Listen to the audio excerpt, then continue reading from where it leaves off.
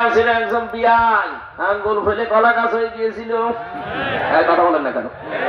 কোথায় সে বিয়ায়ের ছোট ভাই তো আমার সাথে জেনেছিল। ডাক দিয়ে বললাম, কি বড় ভাই, এক জায়গায় তো আছি এখন।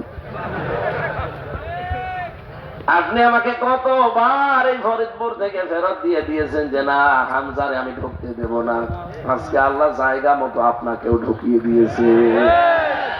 আমি তো এখন খাবার খেয়ে না খেয়ে থাকি, আপনারও ওই রকম খাওয়া লাগবে। আমার একদিন দেখা হয়েছিল, পাশের বিল্ডিং এ ছিল, তো মাঝে মাঝে যেতাম, বলতাম দেখি বিভিন্ন পরিচিত লোক আছে, এটিএম আজহারুল ইসলাম আছে, আল্লাহর একজন জিন্দা শহীদ। মানুষ তো মরে গেলে শহীদ হয়ে যায়, উনি তো জিন্দা শহীদ। 13টা বছর জালেমরা বিনা কারণে আটক করে রেখেছে। এদেশে জালেমদের যতগুলো মামলা সবই যেহেতু খারিজ হয়ে যাচ্ছে, লুৎফুজ্জামান বাবর যদি ছাড়া পায়, গিয়াসউদ্দিন মামুন যদি ছাড়া পায়,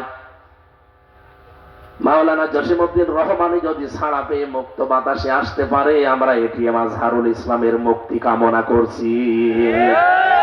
তারা তার মুক্তি চান দেখে লিল্লাহি তাকবীর।